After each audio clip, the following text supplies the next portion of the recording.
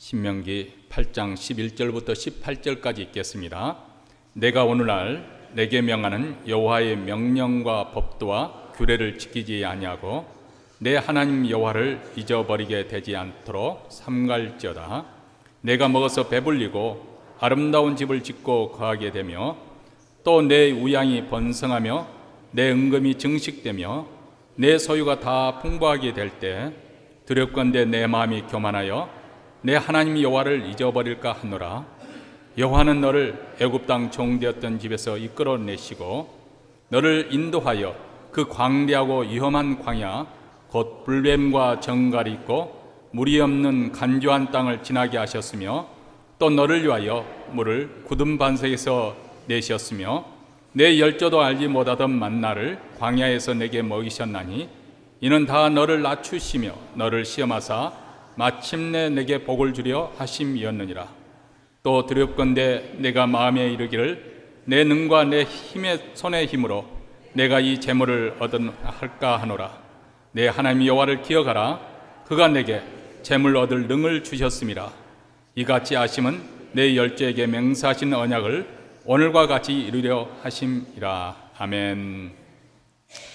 우리는 지난 시간에 이어서 계속해서 신명기 8장을 우리가 함께 생각해 보려고 합니다. 지난 시간에는 광야의 축복이라는, 어떻게 보면 우리의 고난이 축복을 위한 하나의 가장이다, 변장이다, 그런 뜻에서 말씀을 나눴습니다. 그런데 이 구약 신명기책을 줄여서 그냥 한 문장으로 압축한다면 어떻게 말할 수 있을까? 한 문장으로 압축해서 말한다면 내 하나님 여호와를 기억하라는 것입니다. 출애굽에서 40년 동안 광야에서 방황하던 이스라엘이 마침내 가나안 땅에 들어갑니다. 근데 그들이 하나님이 약속하신 젖과 꿀이 흐르는 그 가나안 땅에 들어가서 이제 풍요롭게 살 때 하나님을 잊어버릴 위험성이 있습니다. 그들이 그만 교만한 나머지 그들을 구원해 주시고 그들을 가나안 땅으로 인도하시는 여호와 하나님을 잊어버리게 될까 염려했습니다. 그래서 하나님께서는 모세를 통해서 3번 차례에 걸쳐서 동일한 메시지를 반복해서 설교를 이스라엘 백성들의 가나안 땅 들어가기 준비가 끝난 이스라엘 백성들의 3차례에 걸쳐서 설교를 하시는데 그 내용이 묶어진 것이 바로 신명기 책입니다. 왜냐하면 그들이 비록 약속한 그 땅에 들어가지만은 그곳에서 그들이 교만해서 하나님을 잊어버리게 될 때 그들은 더 이상 하나님이 약속한 행복을 누릴 수가 없게 될 것이고 그 대신에 하나님과 맺은 언약을 파기하는 순간, 그렇죠, 우리가 계약을 파기하면 위약금을 물듯이 하나님과 맺은 계약이 파괴되는 순간 하나님의 저주가, 하나님의 심판이, 하나님의 엄중한 그 내리신 재앙이 그들을 엄습하게 될 것이기 때문에 그렇습니다. 오늘날 우리에게도 마찬가지라고 생각합니다. 우리가 세상에 살면 세상에 많은 길이 있어 보이지만은 그러나 축복받는 길, 생명의 길은 오직 하나입니다. 그것은 예수 그리스도를 우리가 참되이 믿고 하나님의 말씀대로 사는 그것이 유일한 길이라고 성경은 말합니다. 다른 모든 길은 보기에는 참 좋아 보이지만은 다 유혹의 길이고 그리고 그 끝은 멸망으로 인도된다고 우리 주님께서, 예수께서 일찍이 말씀하셨습니다. 그래서 오늘 말씀은 우리가 어떻게 하면 형통할 때나 아니면 고난할 때나 여전히 하나님의 은혜에 감사하면서 하나님의 베푸시는 그 복을 누리는 그런 삶을, 그런 인생을 살 수 있는 것에 대해서 말씀을 해주고 있습니다. 여러분, 지금 캘리포니아에서는 굉장히 큰 불이 일어났습니다.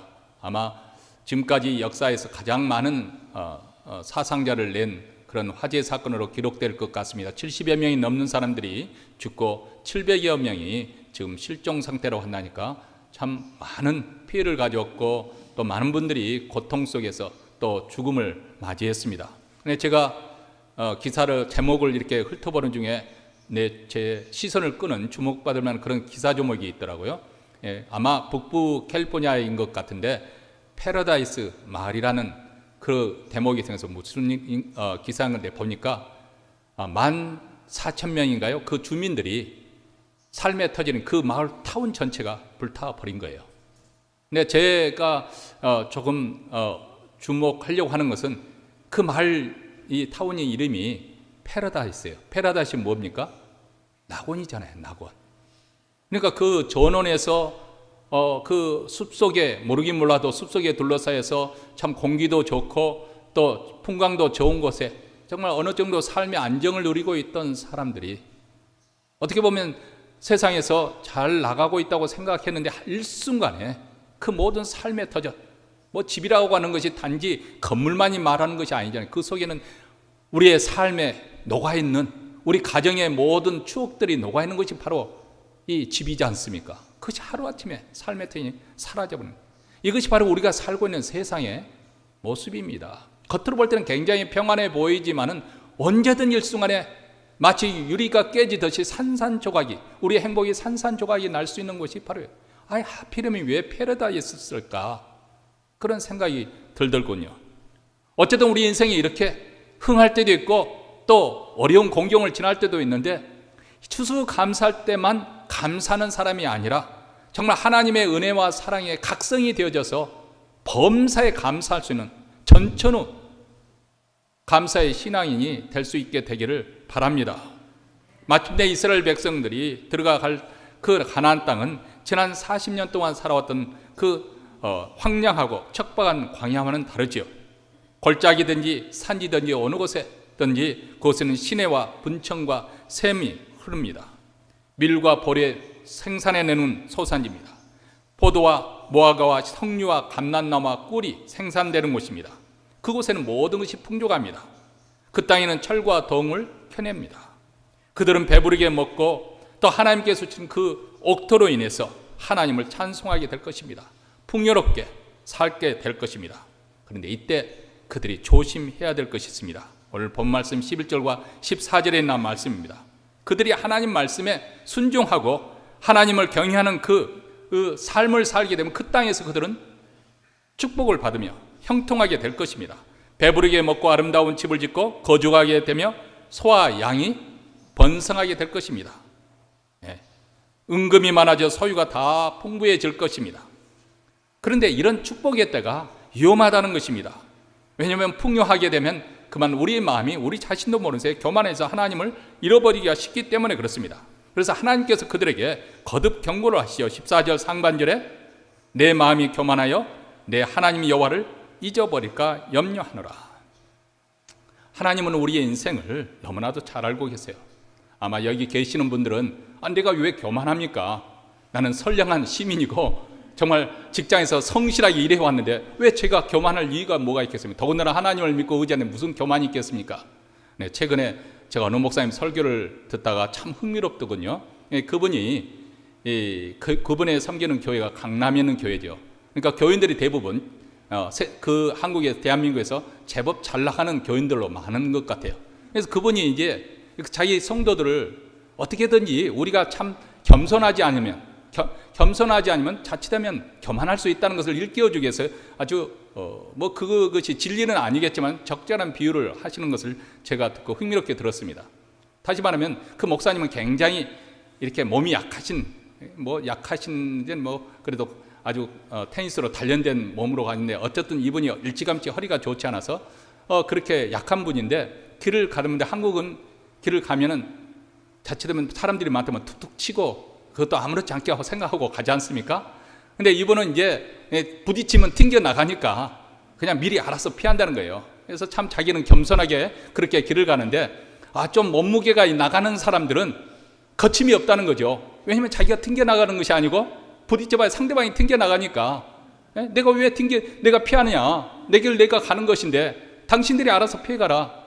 이런 태도가 자칫하면 잘 나가는 사람들, 부자들이 가지기 쉬운 그런 마음이라는 거예요. 그러니까 자기는 교만하지 않아요. 내가 열심히 벌어서 내가 누리고 사는 건데 내가 다른 사람한테 해준 게 뭐가 있느냐? 이런 에리트다는 거예요. 근데 그 마음속에 자기도 모르는 사이에 툭툭 치고 지나가면서도 내가 뭐 잘못한 건 뭐 했어? 나 길을 가는데 지가 알아서 피해 가는 거지. 이 마음속에 교만한 마음이 있다는 거예요. 우리 자신도 모르는 사이에. 하나님은 우리의 그런 인생의 교만, 우리의 인생의 그런 한계를 흔히 깨고 계십니다. 우리는 조금 잘 풀리면 우쭐대기가 쉬운 그런 심성을 가지고 있습니다. 그러다가 조금 안 풀리면 크게 낙담하고 침체에 빠집니다. 이것이 어디서부터 오는 것인가? 교만에서 오는 것입니다. 하나님을 신뢰하지 않기 때문에, 자기를 믿고 살기 때문에 잘 되면은 자기 힘으로 그렇게 된 줄 알고 우쭐거리고 자랑하고 싶고, 안 되면은 크게 낙담하고 실망하고, 믿음이 없으니까 이렇게 주어지는 환경과 여건에 따라서 기분과 감정이 오르락내리락 하는 것이죠. 특히 교만은 우리가 하나님을 무시하게 만들고 하나님의 존재를 부인하게 만드는, 그렇게 만들어버립니다. 그렇기 때문에 우리가 교만을 조심해야 하나님께서 베푸시는 그 복을 계속 누릴 수가 있게 되는 것이죠. 만약 교만을 제어하지 못한다면 필경 우리는 패망의 길로 가게 될 것입니다. 왜냐하면 인간의 가장 악한 타락의 본성이 어디서부터 오느냐? 이 교만에서 오기 때문에 그렇습니다. 인류 역사의 가장 오래된 죄악이 바로 교만입니다. 창세기 3장으로 돌아가 보면 최초 인간의 타락이 하나님과 같이 되고자 하는 이 교만에서 시작됐지 않습니까? 피조물의 자리를 벗어나서 창조주 하나님의 자리에 그들이 서고자 한 거죠. 내 인생, 내 것이니까 내가 마음대로 하고 살아야 되지, 이렇게 하나님같이 되고자. 이것이 사단의 유혹이었고, 사단도 바로 이 지점에서 타락한 것이죠. 천사장 루시퍼가 가장 출중한 존재로 하나님께 지음을 받았지만은 그가 하나님과 같이 되고자 하는 그 교만 때문에 하나님을 반역하게 되고, 그래서 타락한 천사, 바로 사단이 되었습니다. 사단의 졸개들인 그 악한 영들도 본래는 다 하늘의 천사들이었는데 루시퍼의 이 구테타에 함께 가담했다가 악한 영적으로 쫓겨난 것이죠. 이 마귀가 선악을 알게 하는 나무의 실과를 먹으면 너도 하나님과 같이 될 것이라는, 꼭 이렇게 아담과 이브에게 속삭이니까 그 아담과 이브의 안에는 이 교만이 작동이 된 거죠. 우쭐거리는 마음에 그 유혹에 넘어가고 말았습니다. 여기에 이후 모든 인류가 죄의 비참에 빠져서 고통을 당하게 되는 연유가 되는 것이죠. 그래서 하나님께서는 이 교만에 대해서 어떻게 보면 트라우마가 있어요. 아주 이 교만을 싫어하시고 경계하십니다. 근데 사실 우리가 사는 이 현실은 어떻습니까? 이 시대 문화는 겸손하게 사는 사람들은 별 볼 일 없는 사람으로 사람 취급을 안 하는 그런 시대에 우리가 살고 있습니다. 겸손을 무능력한 사람으로 취급하는, 그런 사람도 있겠지만은 그렇게 취급하는 그런 경향이 있습니다. 그래서 교만에 대한 그 경각심이 느슨해지고 그것을 아무렇지 않게 여기는 그런 시대에 삽니다. 고전에서 보면 우리 기독교 역사에서는 교만이 7가지 치명적인 죄 중에 하나로 취급을 했는데, 오늘 교회 안에서도 이런 부분에 대해서 아주 대수롭지 않게 여긴다 그 말입니다. 아니, 실상 이 시대 문화에서는 자기 자신을 자랑하고 잘난 체 해야만이 주목받고, 그리고 자기 자신의 가치가 올라간다고 생각합니다. 자신의 상품성이 올라간다고 여기는 것이죠. 그래서 심지어는 어떤 분들은, 여기에 또 혹시 그런 해당되는 분이 있을까 봐, 시험이 들까 봐서 제가 말씀드리지만 다 그렇다는 것은 아닙니다. 일부 그런 분이 계시다 그 말이에요. 인터넷 블로그에 그 사진들을 온갖 다 자랑 삼아 올리지 않습니까?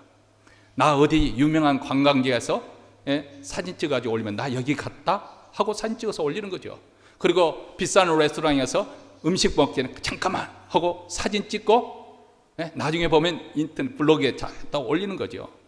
그뿐만 아니야, 비싼 옷을 입었을 때 또 명품 가방, 아니면 명품 가방을 들 때도 탁 손을 이렇게 그 사람은 얼굴도 잘 나타내지 않죠. 손하고 가방만 딱 찍어요. 그러면 손에 뭐가 차 있냐면 아주 고급 시계가 차 있는 거죠. 그 밑에 보니까 또 아주 비싼 메이커, 그 브랜드 메이커 그 자동차 키가 또 딱 있어요. 내가 이렇게 잘 나가요, 내가 이렇게 행복해요. 그것을 지금 간접적으로 보여주려고 하는 것이죠.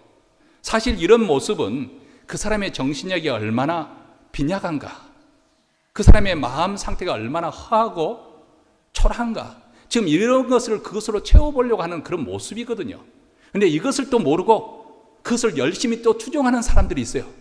몇만 명 되는 사람들이 그것을 열심히 보고 멋있어 보인다, 어쩐다, 야 부럽다, 또 시기하고, 또 나는 왜 그렇게 못되는 팔짱가 낙담하고, 똑같은 부류의 사람들이죠. 허영심에 놀아나는 거죠. 여러분, 그 블로그에 올린 사람들의 그 삶이 실제 삶은 전혀 그렇지 않을 수가 있어요. 사진 찍은 거 올려가지고 어떤 이미지가 그렇게 보여주는 거지, 사실 그들의 실생활은 전혀 그렇지 않을 수가 있습니다. 오히려 반대로 실생활이 진행될 수가 있는 것이죠. 이런 모습은 성경에서 가르치는 가르침을 정면으로 거스리는 거죠. 에베소 4장 22절에 보면 너희는 유혹의 욕심을 따라 썩어져가는 구습을 쫓는 옛사람을 벗어버리라고 우리에게 이렇게 말씀을 합니다.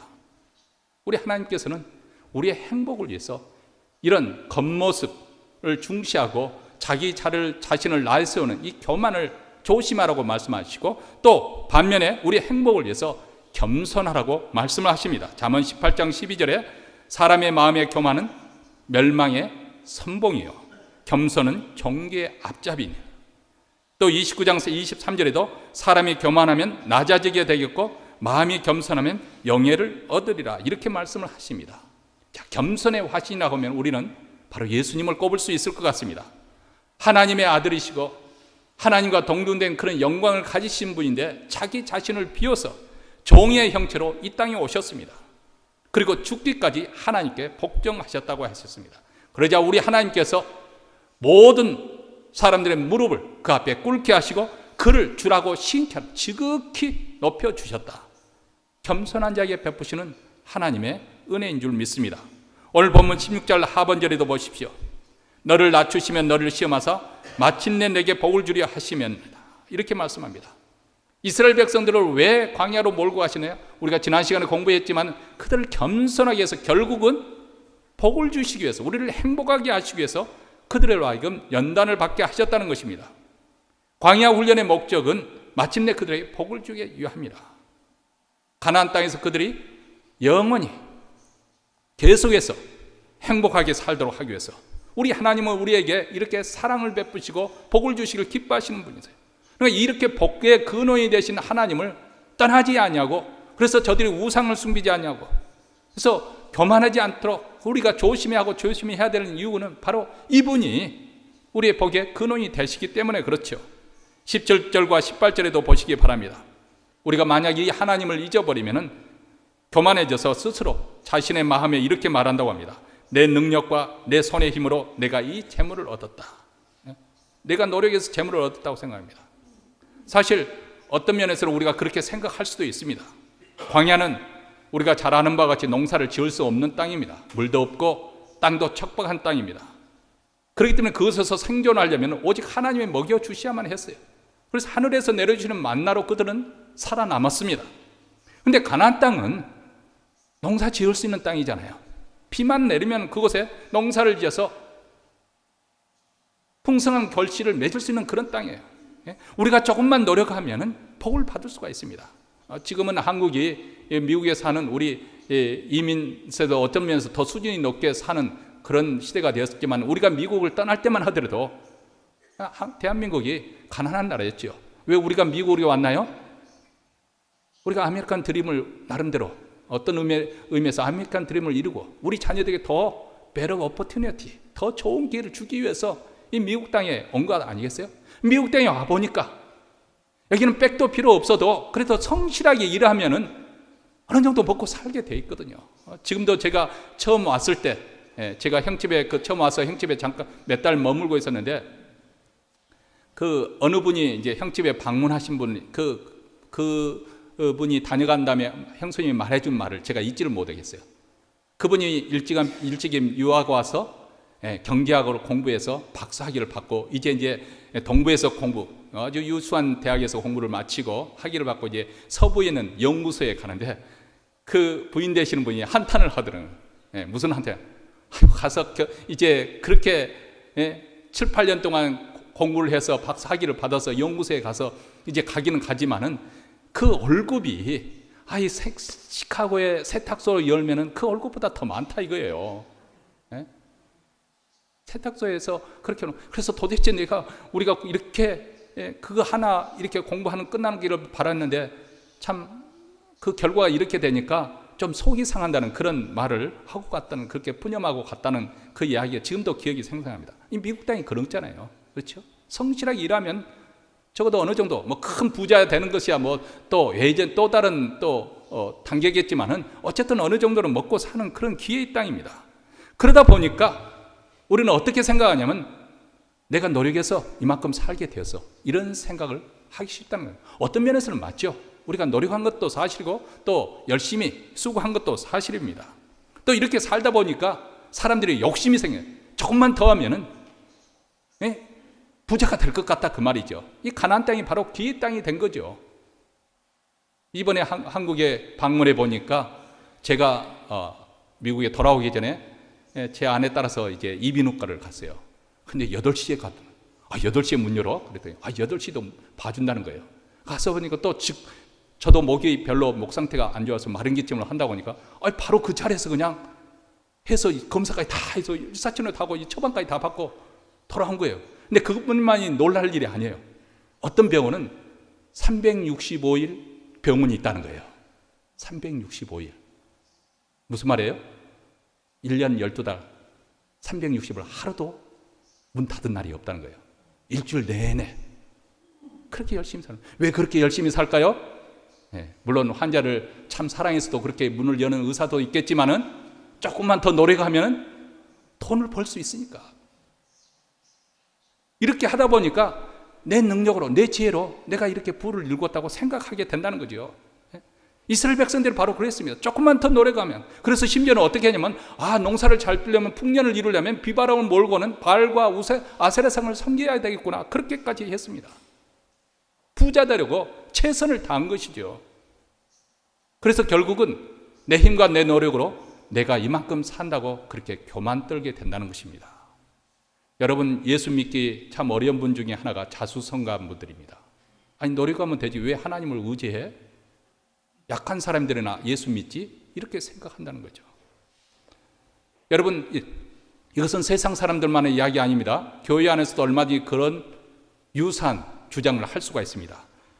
가령 내가 믿음이 있어서 이 일을 할 수 있었어, 이렇게 생각. 물론 사람들에게 그렇게 말하지는 않겠지만 내심 그렇게 생각한다는 거예요. 내가 경건의 능력이 있어서 내가 저분을 위해서 기도했더니 병이 낫더, 이렇게 은근히.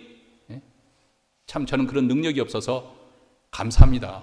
우리 성도들이 열심히 기도해서 이렇게 병도 낫고 그런 일들이 돌아보면 있던데 저는 그런 능력, 자랑할 능력이 없어요. 사실 믿음도 하나님께서 주신 거죠. 하나님의 은혜이죠. 근데 문제는 우리는 자꾸 이것이 내가 만든 것이냐 자랑하고 싶어 한다는 거예요. 여러분, 우리가 정말 영원히 살 길은 내가 하나님께 지음을 받은 하나님의 피조물, 그 위치를 벗어나지 말아요. 사단이 타락한 죄의 그것이 무엇이면 자기 위치를 지키지 않은 거죠. 천사는 자기 위치를 떠난 거예요. 하나님께만 모든 영광을 돌려야 되는데 자기가 그 영광을 받는 것이죠. 성공과 부귀, 영화가 얼마나 쉽게 우리의 감사의 마음을 빼앗아가는지 그 신뢰로 보여준 분이 바로 솔로몬입니다. 솔로몬이 왕위에 오른 초기에는 아주 신실한 믿음으로 하나님의 총애를 받았습니다. 축복받은 왕이 되었습니다. 그 이전도 그 이후에도 그 누구도 누려보지 못했던 지혜와 지식에서 또 부귀, 영화에서 지금까지도 명성이 자자하지 않습니까? 다 이 모든 것을 소유했던 사람이야.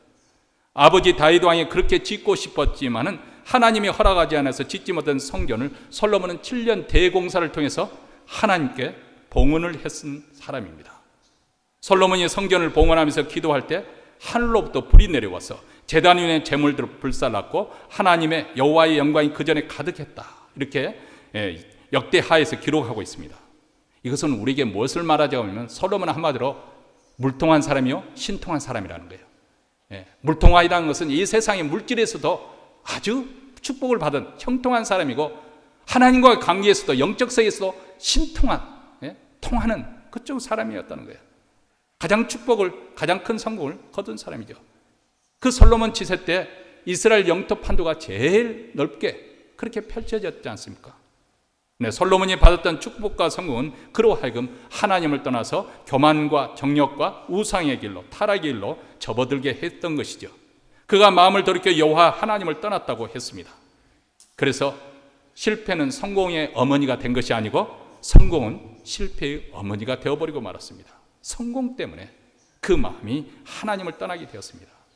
이방 여인들은 천여 명이나 후궁으로 취하였고 그리고 그 이방 여인들이 섬기는 이방 신들을 세우고 그를 섬겼습니다. 이런 솔로몬의 타락에 대해서 하나님께서 3번이나 꿈으로 나타나서 경고했지만 그런 마음을 돌이키지 않았습니다. 결국 솔로몬은 자신의 인생을 결산하면서 헛되고 헛되며 헛되고 헛되니 모든 것이 헛되도다 이렇게 독백하게 됩니다. 그뿐만 아닙니다. 이 솔로몬이 뿌린 그 죄의 열매로 말미암아서 하나님께서 그 다윗의 왕위를 영원히 경고케 세우겠다고 약속하셨지만 그 아들 르호보암 왕 때 왕국은 남북으로 분열이 되죠. 그리고 이 남북으로 분열된 왕국이 서로 전쟁을 계속하다가 그리고 피차 망하고 맙니다. 결국 이국 땅으로 포로로 끌려가게 됩니다. 여러분, 성공 때문에 실패한 사람은 비단 솔로몬 뿐이겠습니까? 역사를 보면 어느 누구나 거의 예외 없이 심지어는 교회마저도 너무 많은 축복을 받고 너무 크게 성공하면 타락의 길로 접어들게 됩니다. 어제 오후에 가까이 지내시는 선교사님 4분이 오셨어요. 그래서 같이 교제하는 시간을 좀 바쁘지만은 그렇게 같이 나누었었는데요. 그분이 이제 선교사역을 하기 때문에 한국에도 방문을 하시고 그래서 또 목사님들 또 만나서 이 대화를 해보고 그러면은 한국이 뭐 예전부터 저 뭐 뉴스를 통해서도 여러분들도 잘 아는 것이고 새삼스러운 것이 아니지만은 정말 말씀을 그분 통해서 들어보니까 너무너무 우리 한국 교회가 정말 문제구나. 물론 모든 교회가 그렇지는 않아요. 그렇지만 한국 교회를 어떻게 보면 대표성을 띌 수 있는 그런 대형 교회 목사들, 그 목사들의 그 행로, 그들의 그 하는 모든 일들을 보면 아주 철저히 자기중심적이고 그리고 그 타락의 여러 가지 그 모습들로 그렇게 대화 가운데 이루어지는 것을 보고 참 낙심이 된다는 그런 말씀을 들었는데요. 그 원인이 어디 있느냐? 한마디로 돈이 너무 많아진 거죠. 돈이 너무 많아진 거예요. 이게 바로 교회라고 해서 예가 아니다 그 말입니다. 여러분은 어떻습니까? 여러분은 지금 형통하십니까? 불황인데도 이상하게 비즈니스가 잘 되고 있고 직장에서 승승장구하고 있습니까? 그렇다면 더욱 두려운 마음으로 하나님을 경외하는 마음을 가지시기 바랍니다. 겸손히 자신을 낮추시기 바랍니다. 그리고 우리 주님께서 주신 복을 감사히 여기십시오. 또 그뿐만 아니고 받은 복을 선한 일에 힘쓰시기 바랍니다. 그러면 하나님께서 여러분의 길을 계속해서 평탄하게 해 주실 것입니다. 풍요가 결핍보다 더 무섭습니다. 고난의 때는 우리가 하나님을 떨어지는 하지 않고 오히려 하나님을 열심히 찾고 구하고 기도하던 사람도 풍요로운 때 하나님을 떠나는 경우가 참 많이 있습니다. 여러분, 사도 바울의 서신서에 보면은 사도 바울이 모든 사람이 다 나를 떠났는데 데마도 세상을 사랑하여 떠났다.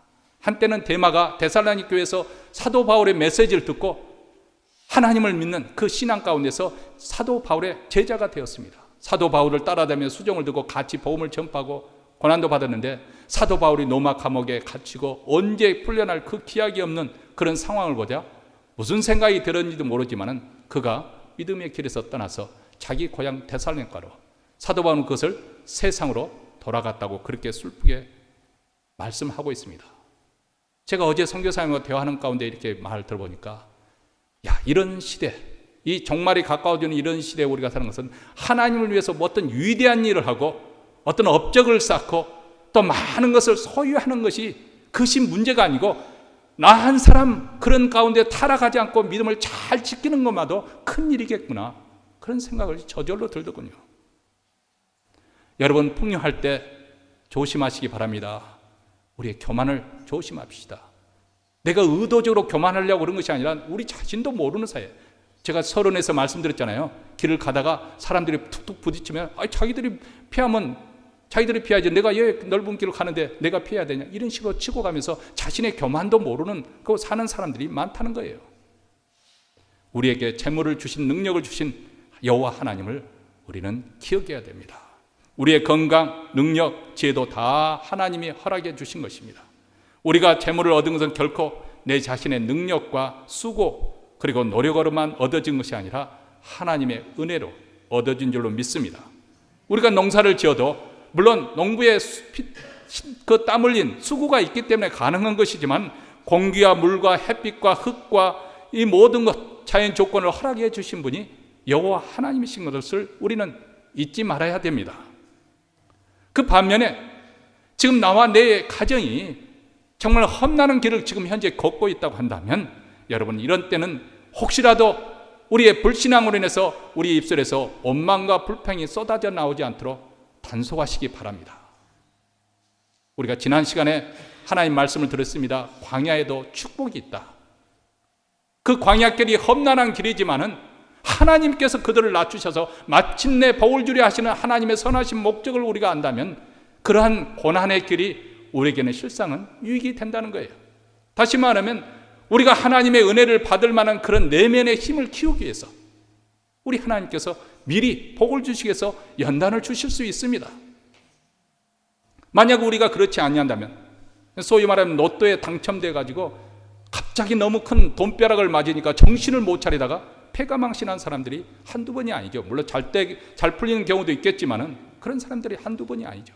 예? 결국 처음에는 직장생활 계속 하겠다 그렇게 하다가 나중에 보면 그렇게 할 주위 사람들이 가만히 내버려 두지 않지만은요, 그러다 보면은 이렇게 저렇게 사치하다가, 그리고 그 다음에 이것저것 바꿔보다 그 다음에 나중에는 마누라도 바꾸고, 그러다가 이혼하고, 그래 절단하는 거죠. 끝나라는 거죠. 인생이 끝나는 거죠.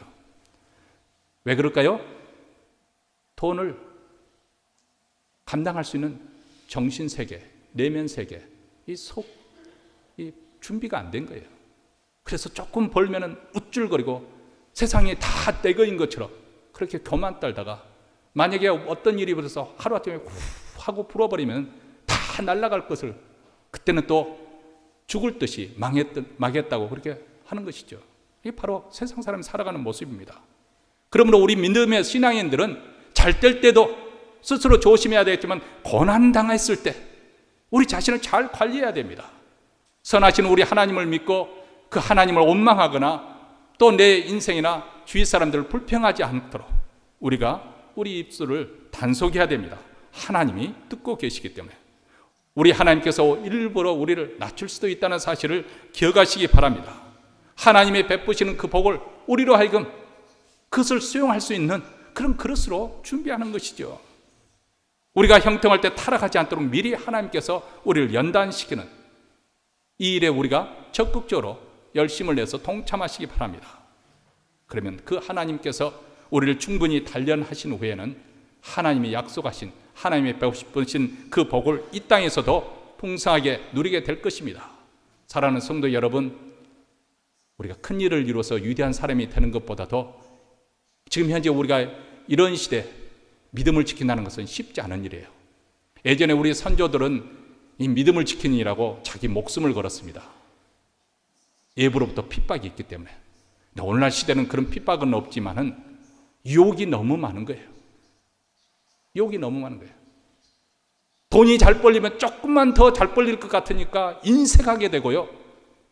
또 돈이 없으면은 이 자본주의 사회에서 나는 망했다고 생각하고 나는 아무것도 아니라고 그렇게 낙심하고 상심하는 그런 사람들이 얼마나 많은지 모릅니다. 이런 시대 우리는 하나님 중심으로 살아야 됩니다. 하나님을 의지해야 되고요. 하나님의 내 소원과 내 소망과 내 믿음을 다 거기에 담아야 됩니다. 이 세상 재물이나 사람을 의지하지 않기 바랍니다. 성경에는 하나님 외에 다른 사람을 의지하다가, 인생을 의지하다가, 재물을 의지하다가, 지위를 의지하다가 망한 사람의 이야기가 꽉 차 있고요. 다 망한 줄 아는데 하나님 의지하고 성공을 끝으로 해서 행복하게 마감한 인생들의 이야기가 성경에 실려 있습니다. 이 교훈을 우리 추수감사전에 다시 한번 우리 마음에 담고 참 좋으신 하나님을 마음껏 찬양하고 찬송하고 감사하는 이 절기를 되시기를 주의 이름으로 축원합니다.